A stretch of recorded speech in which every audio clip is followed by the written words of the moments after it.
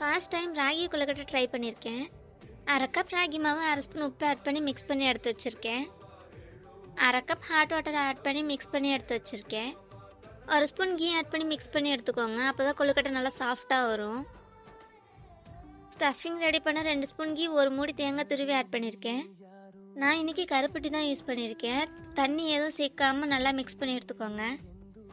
அப்புறம் என்ன, யூஸ்வலாக கொழுக்கட்டை எப்படி செய்வோம், கொழுக்கட்டை மோடில் ஆயில் அப்ளை பண்ணி ஸ்டஃபிங் வச்சு ரெடி பண்ணி எடுத்துக்கோங்க.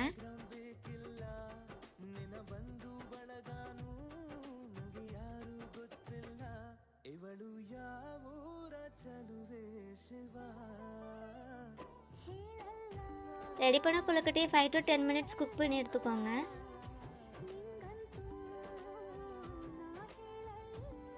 அவ்வளோதான், ஹெல்த்தி ராகி கொழுக்கட்டை ரெடி. கண்டிப்பாக எல்லோரும் ட்ரை பண்ணி பாருங்கள்.